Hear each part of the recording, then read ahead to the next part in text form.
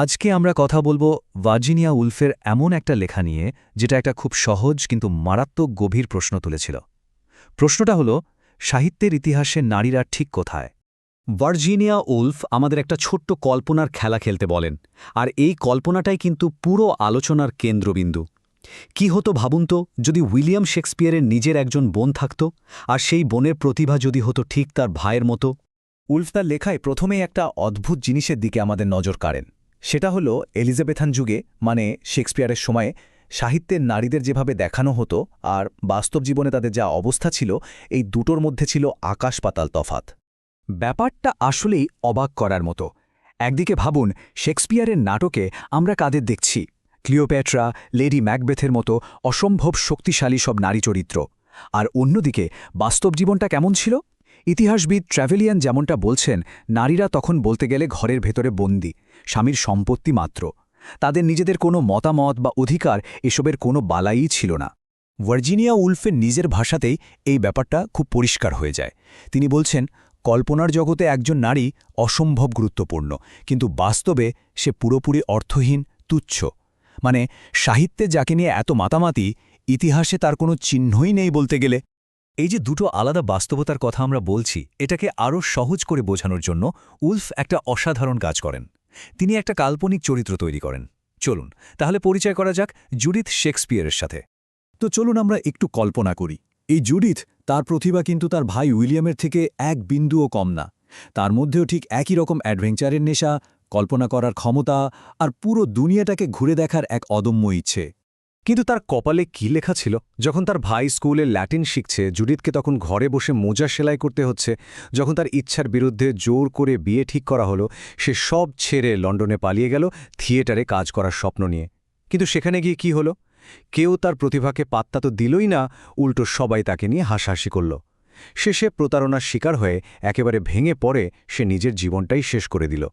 সমাজ এভাবেই তার ভেতরের সমস্ত সম্ভাবনাকে একেবারে পিষে দিল।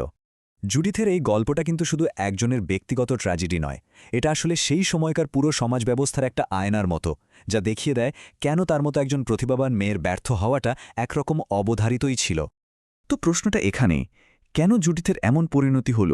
এটা কি শুধুই তার কপাল খারাপ ছিল, নাকি এর পেছনের কারণটা আরও অনেক গভীর, আরও অনেক বড়? কারণগুলো ছিল আসলে চারিদিকে, তার পরিবার, তার সমাজ, ধর্ম, এমনকি শিল্প সাহিত্যের জগৎটা পর্যন্ত।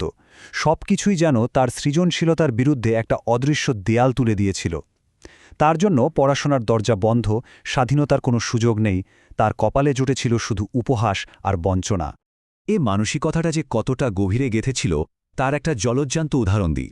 কেমব্রিজের একজন নামকরা অধ্যাপক মিস্টার অস্কার ব্রাউনিং, তিনি বলেছিলেন, সবচেয়ে বুদ্ধিমান নারীও নাকি সবচেয়ে বোকা পুরুষের চেয়ে বুদ্ধিতে কম।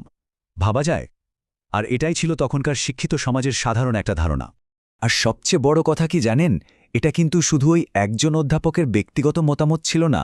তখনকার দিনের খবরের কাগজ, বড় বড় সমালোচক, এমনকি জ্ঞানীগুণী মানুষেরাও এক বাক্যে নারীদের বুদ্ধিকে ছোট করে দেখত। তো এমন একটা পরিবেশে কোনো মেয়ের পক্ষে লেখক বা শিল্পী হওয়াটা যে কতটা কঠিন ছিল, সেটা নিশ্চয়ই বোঝা যাচ্ছে। তাহলে এই যে একটা দমবন্ধ করা পরিস্থিতি, এখান থেকে বেরোনোর উপায়টা কি? এখানেই ভার্জিনিয়া উলফ তার সেই বিখ্যাত সমাধানটার কথা বলেন যে প্রতিভাকে বাঁচিয়ে রাখতে হলে ঠিক কি জিনিস দরকার।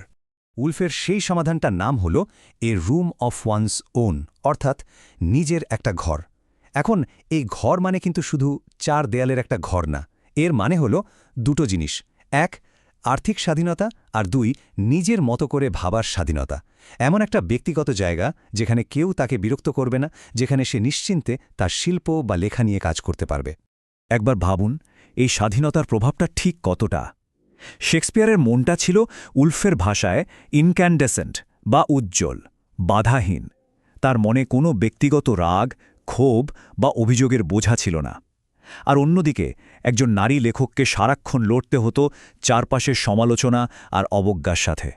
এই লড়াইটাই তো তার ভেতরের সৃজনশীলতাকে একটু একটু করে শেষ করে দিত।